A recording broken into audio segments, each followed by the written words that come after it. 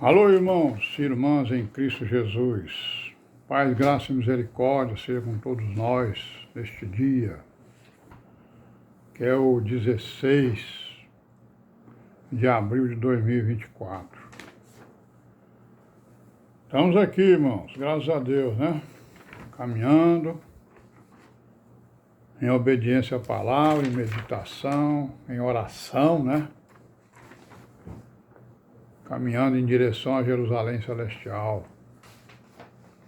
imitando as virgens prudentes, aquelas que ouvem a palavra e a põem em prática, né?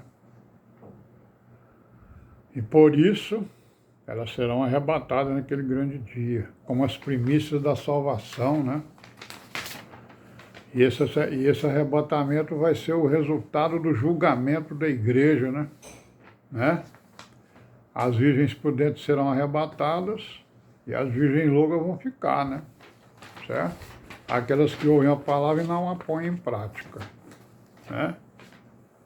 Só fica ouvindo, né? E entra pelo um ouvido, sai pelo outro, né? Não ouvem, não fazem, não executam, não prestam atenção, desprezam, né, os ensinos, desprezam a vida da igreja, né? Não se entregam, né, a Jesus, né? Essa frase ela não é uma frase da religião, né? Ela é uma frase da igreja. Entregar-se a Jesus, entregar-se ao Evangelho, né? À verdade, ao caminho, à vida, né? É isso que a igreja faz, né? Esse é o costume da igreja, esse é o caminhar da igreja, né? E esse foi exatamente o assunto que nós falamos lá, né? Meditamos no ajuntamento domingo passado, no dia 14 de abril, né? O ajuntamento foi meio curto, né? Tivemos que terminá-lo mais cedo, porque estava chovendo bastante, né? Choveu alguma coisa e estava prometendo chover mais. Aí resolvemos, então, abreviar, né, o tempo ali da nossa permanência, graças a Deus.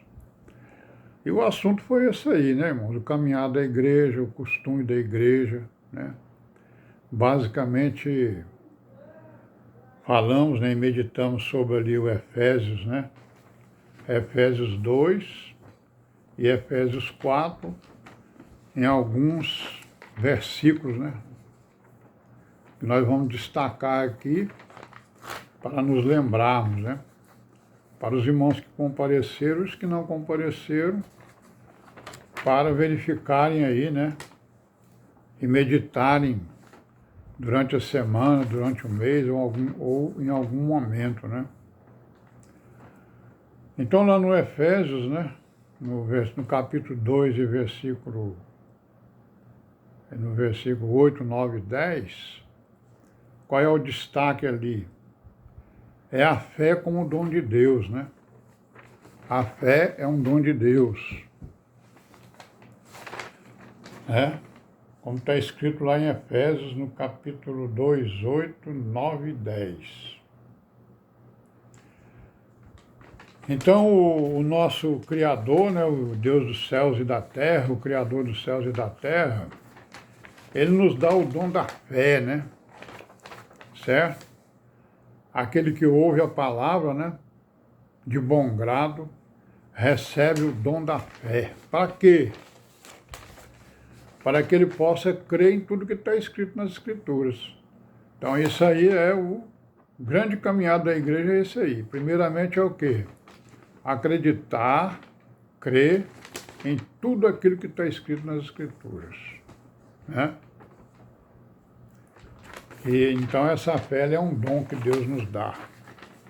Dá para aquele que ouve a palavra, né, de bom grado. E aí então essa fé ela vai trabalhar o espírito da pessoa para que ela creia em tudo o que está escrito. E crendo em tudo que está escrito, então ela vai agora partir para executar na sua vida, né? Começando pelo batismo, né? Mergulhando na água e no espírito, né? do Deus vivo. Não é isso? Onde é que está escrito aqui que a igreja crê em tudo que está escrito?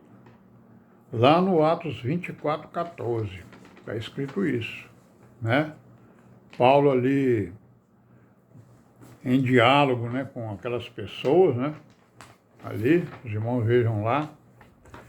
Aí ele vai dizer que as pessoas estavam chamando o caminho, né, que é a igreja, o caminho, a verdade e a vida, que é a igreja aqui na terra, que é o Senhor Jesus, né? Então as pessoas estavam chamando o caminho de seita, como se a igreja fosse uma seita como outra qualquer, né? Comparando exatamente aí as coisas do mundo com as coisas do Criador, né?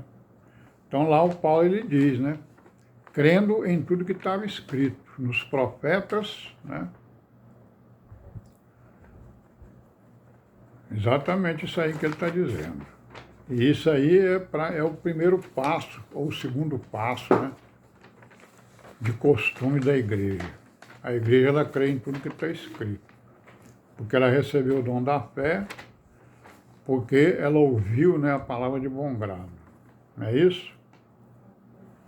E aí nos versículos 19, né, no capítulo 2 de Efésios, 19, 20, 21, 22, nós vamos destacar aqui, né, que o apóstolo chama a igreja de família de Deus, né, com cidadãos dos céus. Quem são os cidadãos do céu? Os cidadãos do céu são os anjos, né? Então nós vamos ser o quê? Concidadãos do céu, ou seja, vão ser, as virgens prudentes vão ser transformadas em anjos, né? Concidadão, né? Dos céus, juntamente com os anjos. Então Paulo chama a igreja a família, né, do Criador, né? Família do Deus vivo, o Deus Todo-Poderoso, né?